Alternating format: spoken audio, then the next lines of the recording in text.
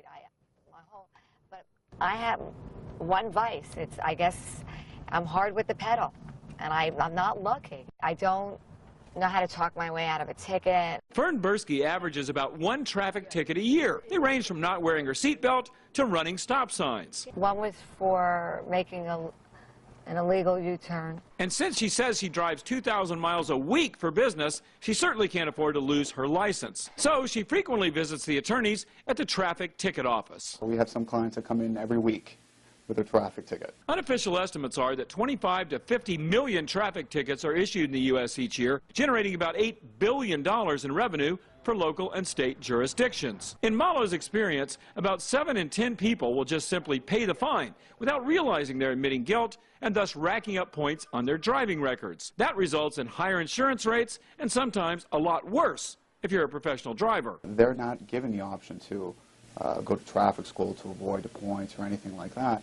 If they pay the fine and they're found guilty, they can lose their driver's license. For a typical $69, Malo spends the time in court instead of his clients, and his goal is to either find something wrong with their ticket to get it dismissed outright, which he says happens about 75% of the time, or to negotiate lower fines that can often run into the hundreds. Those cases that are not dismissed, the cases will be resolved without any points to our client's driving record, but they would have to pay a core cost of fine. While it may seem that the cost of defending a ticket is inexpensive relative to the potential consequences, it's good to remember that the outcome of these cases is never certain, and bad driving is never a good idea.